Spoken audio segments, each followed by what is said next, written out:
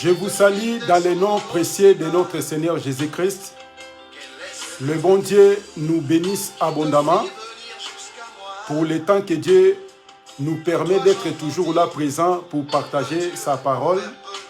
Je bénis grandement le bon Dieu. Prions. Je bénis ton Saint-Nom, Père. Nous laissons ce moment entre tes mains, Elohim. Nos pensées à l'obéissance de ta parole. Aide-nous à marcher selon ta volonté. Au nom de Jésus, nous prions et nous disons Amen. Que le bon Dieu soit avec nous. C'est bien moi, votre bien-aimé, pour partager la parole de notre Seigneur. On est toujours là, mes bien-aimés, pour continuer notre prédication. Peut-être si Dieu nous permet, aujourd'hui, on mettra un point virgule. Et après, on verra ce que Dieu nous mettra encore en cœur pour venir partager ensemble avec nous la parole de notre Seigneur. Bien-aimés, on est là toujours pour nous aider à évoluer et à craindre notre Dieu, puisque dans le ciel sur la terre, il n'y a aucun autre nom qui nous a été donné, que nous devons être sauvés, si ce n'est le nom de notre Seigneur Jésus-Christ. À chaque fois, nous disons que ne devenez pas les esclaves des hommes étant enfranchis. Donc, si Dieu, il a accepté de mourir pour nous, ce n'est pas un homme ni moi, n'importe quel prédicateur, toi, tu deviens comme ton esclave. On est tous soumis à la parole de notre Seigneur. Prenons notre passage. Comme on avait donné notre grand thème, on avait dit les 7 femmes et les 10 hommes. Donc on a marché dans des passages, Ésaïe chapitre 4, le verset 1, et on est en train de marcher aussi dans Zacharie chapitre 8, le verset 23. Donc on a déjà allé un peu plus loin. Et n'oubliez pas, aujourd'hui, on est dans 8e séance. Peut-être dans notre publication, on a mis 7e séance. Normalement, c'est 8e séance aujourd'hui. Donc, prenons notre passage. Zacharie chapitre 8, le verset 23. La Bible dit ceci. Ainsi parle l'Éternel des armées. En ces jours-là, 10 hommes de toutes les langues des nations saisiront un juif par les pans de son vêtement et diront, nous irons avec vous, car nous avons appris que Dieu est avec vous. C'est ça les marches qu'on est en train de marcher avec notre Seigneur. Puisque notre Seigneur, il est toujours là pour nous soutenir à travers sa parole. Donc la Bible dit ceci. On a vu deux sortes de peuples. Il y a un peuple, ils avaient besoin de prendre seulement des noms de notre Seigneur Jésus-Christ, de marcher avec ces noms, mais de manger et de se revêtir ne concerne pas notre Seigneur. Donc nous, on avait dit ceci. Donc les vêtements, ce n'est pas les toges, ce n'est pas les habits conçus par des mains des hommes pour que les gens, pour montrer aux gens qu'il est serviteur ou un évêque ou un pasteur de porter des cols pastorales. Ce n'est pas ça. S'il y avait dans les sacerdoces lévitiques, Dieu a permis seulement à un seul tribu, qui était le peuple Lévi, c'était eux qui étaient chargés de porter les habits, des toges, les tuniques. Mais ce n'est pas donné à tout le monde. Et néanmoins, nous, on était des païens, on était loin du Seigneur. Si les 11 tribus, ils respectaient l'ordre que Dieu a mis dans l'ancienne alliance, à combien plus fort raison nous, on était loin du Seigneur, à combien que nous devons encore porter des tuniques, des toges avec des croix, puisque dans l'ancienne alliance, c'était interdit de la personne de porter la croix, puisque la croix, c'était un objet de malédiction. Comme la Bible dit que maudit quiconque est pendu au bois. Mais aujourd'hui, nous voyons que tous les gens, tout le monde, tous les prédicateurs, pour faire un service, même pour la Sainte Seine, les gens, ils portent des toges, des tuniques. Mais quand nous posons des questions, on n'a jamais eu de réponse. Donc, il fait ça pour plaire aux gens, non à Dieu. C'est pour cela qu'on avait un peu allé encore plus loin pour dire ceci. Donc, si tu as besoin de porter les habits, il faut venir auprès de Jésus. Puisque la Bible dit que depuis la chute de l'homme, il a essayé de fabriquer son vêtement avec des feuilles de figues. Il n'arrivait même pas. Puisque quand le soleil se lève, quand le soleil fait sa marche, il frappe les feuilles et les feuilles n'arrivaient pas à supporter de rester même 2 jours dans le corps de l'homme. C'est pour cela Dieu lui-même, ce qu'il a fait, il a tué un animal, il a conçu les vêtements, il a habillé Adam et sa femme Ève. On a compris que depuis le jour-là, l'humanité entière, nous marchons, on était tout nus. Donc les seules personnes qui avaient des habits, c'était le Seigneur. C'est pour cela, on avait dit encore ceci. On avait dit que, donc Jacob, il était tout nu. Pour que Jacob être béni, il devait s'habiller, porter les habits d'Ésaü, puisque c'est Ésaü qui avait les habits. Donc c'est notre Seigneur Jésus-Christ qui avait des habits. Comme c'est Jésus, c'est lui qui avait notre habit, c'est pour cela quand il est venu, comme la Bible dit que dans la couchée du soleil, donc celui qui a porté, qui a pris des habits de quelqu'un, il ne pouvait pas laisser son frère de dormir sans les habits. Il n'a qu'à lui rendre. C'est pour cela Jésus, avant le coucher du soleil, Jésus, il pouvait mourir pour nous remettre les habits. C'est pour cela la Bible dit que si tu as besoin de s'habiller, il faut venir auprès de Dieu. On a compris que c'est Jésus qui est le véritable vêtement. Comme Romain a confirmé que revêtez-vous de Christ. Donc Christ, il est devenu un habit. Mais quand tu vas porter les habits que Christ t'a donnés, et ta honte et ta nudité, ça ne va pas paraître à tout le monde. C'est pour ça que quand les gens portent les toges, quand ils portent des habits, on a compris qu'on voit toujours leur nudité. On voit toujours des erreurs, on voit toujours des fautes, on voit toujours ce qu'ils ont en train de faire, n'importe quoi et n'importe comment. C'est pour cela qu'on est arrivé sur les 10 hommes. On avait touché que quand la femme qui avait la perte du sang, pendant plusieurs années, la Bible dit qu'il a perdu, il a dépensé, mais il ne trouvait pas la solution. Donc on a compris que avant l'arrivée de Jésus, on a fait des efforts. On a dépensé. C'est pour cela que les gens, quand ils partaient voir les prophètes, ils y payaient des sous. Ils lui donnaient de l'argent. Mais pour que les péchés cessent, on n'arrivait pas. On a ramené des holocaustes, des sacrifices. Mais les péchés restaient toujours dans notre vie.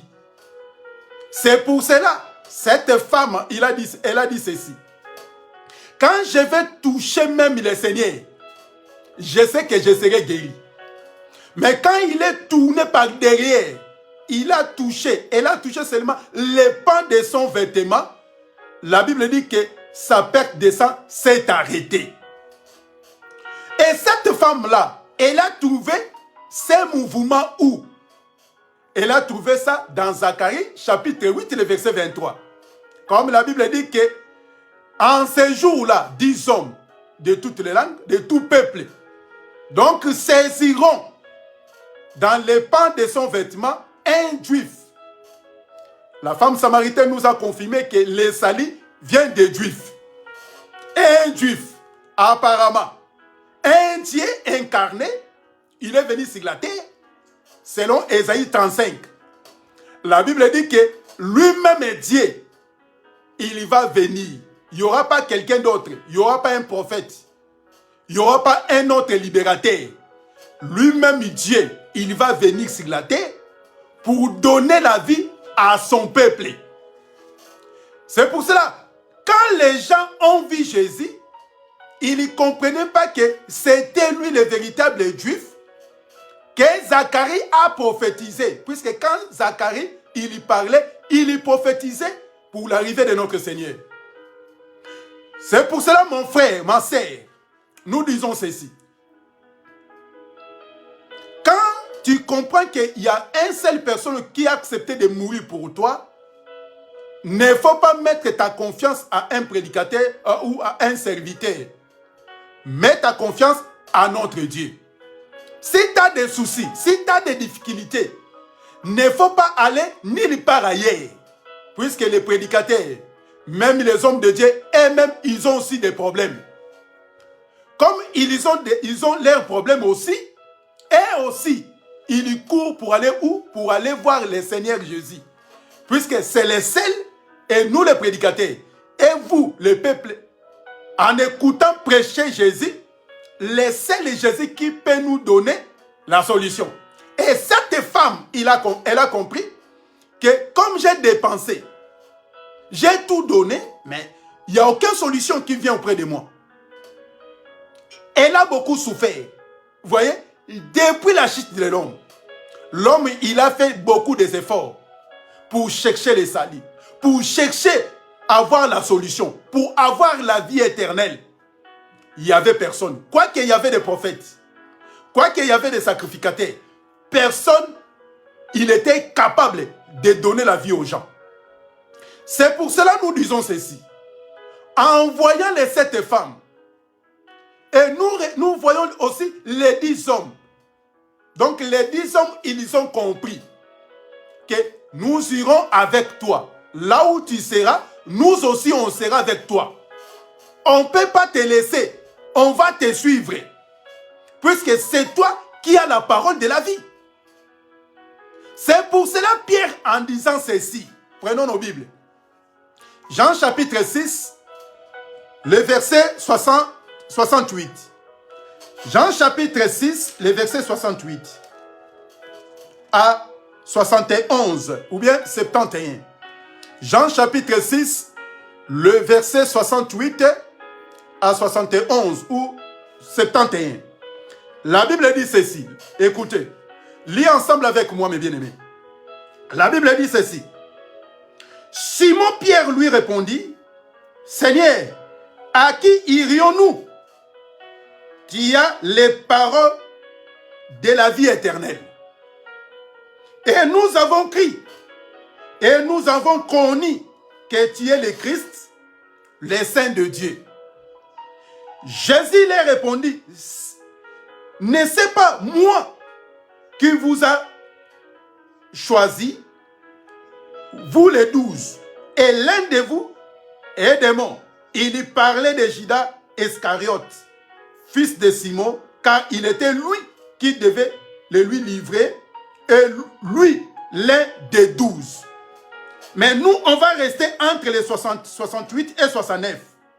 Simon Pierre lui répondit, Seigneur, à qui irions-nous?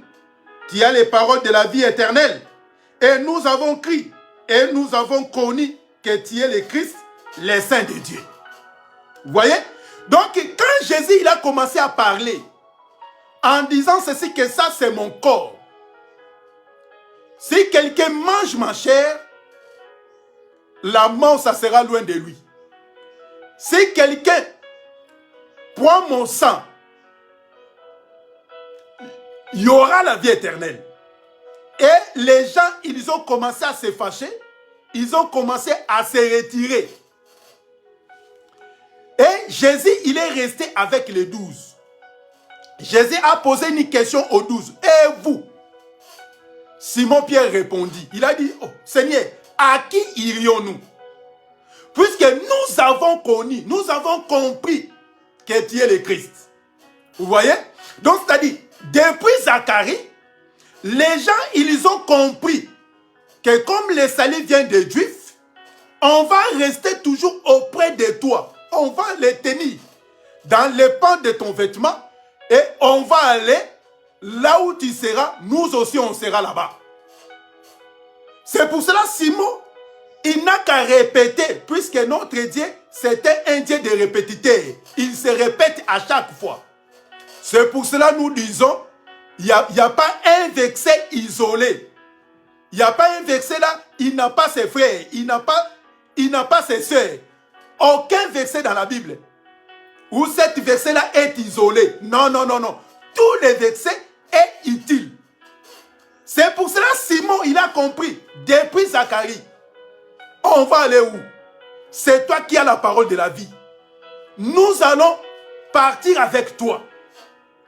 Nous avons connu, nous avons compris que toi tu es le Christ.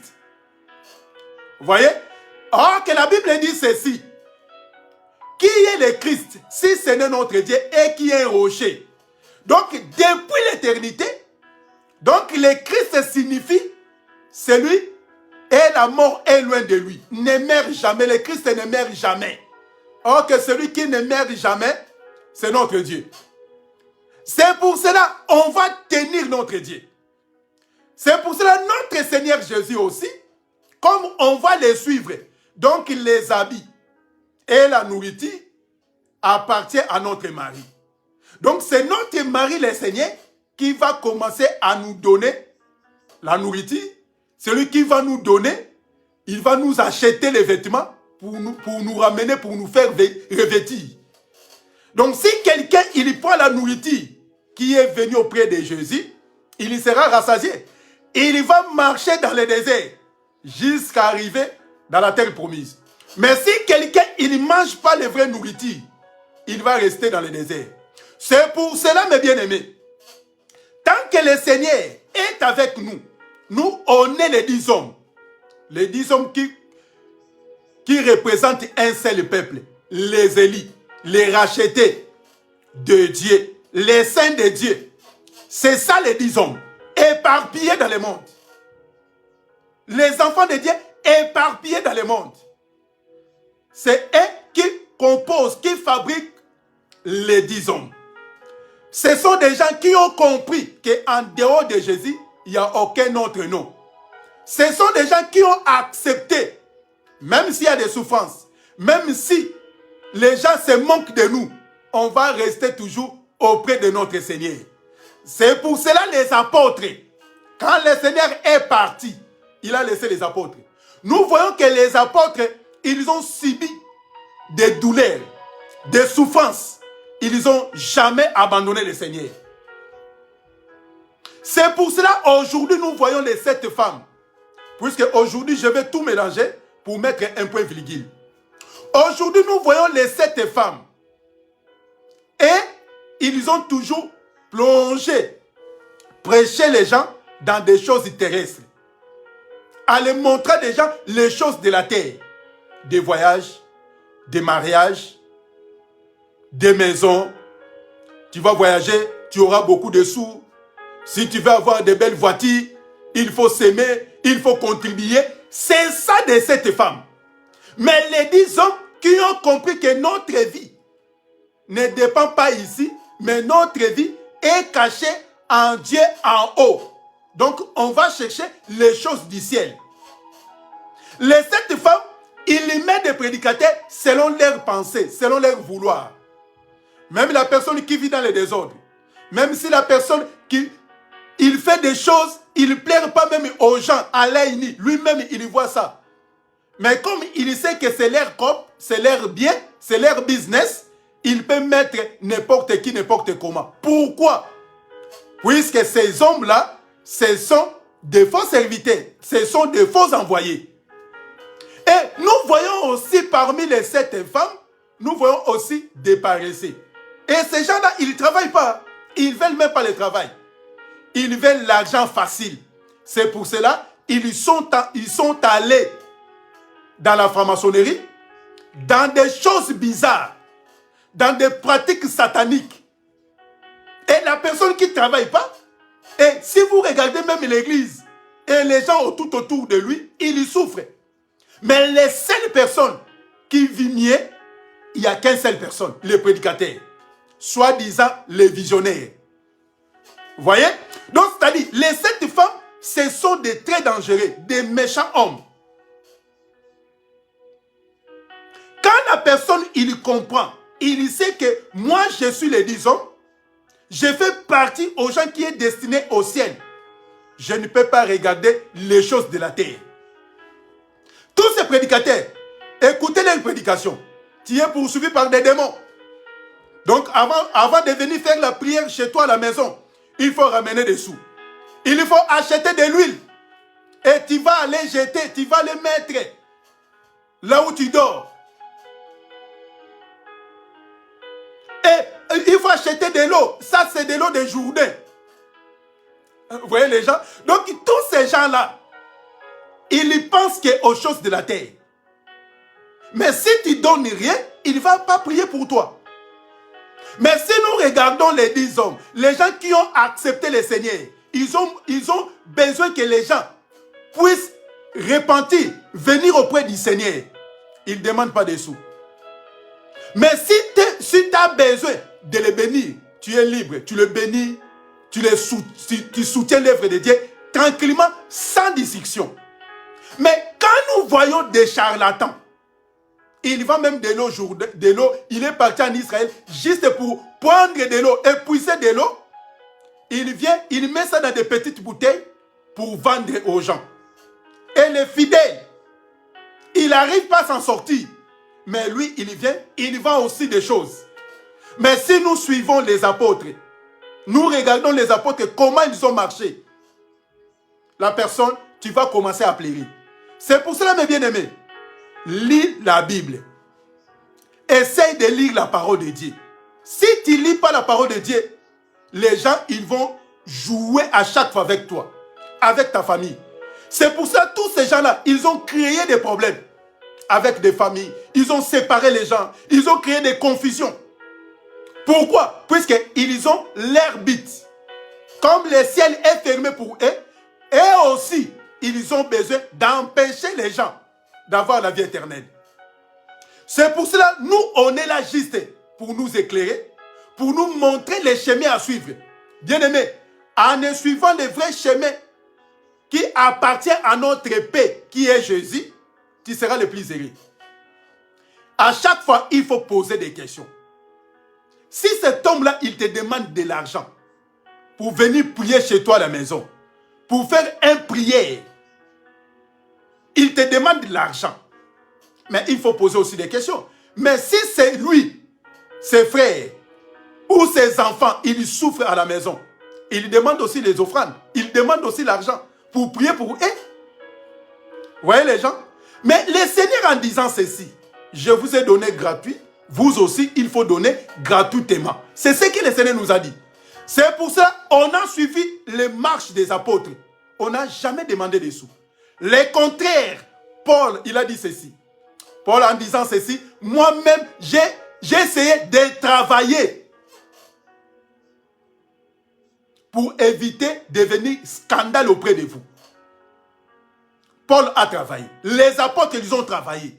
Mais pourquoi maintenant, tous les hommes de Dieu, ils ne veulent pas travailler? Ils ne veulent pas. C'est pour cela, quand la proposition de monde des ténèbres vient, ils sont prêts à tout vendre.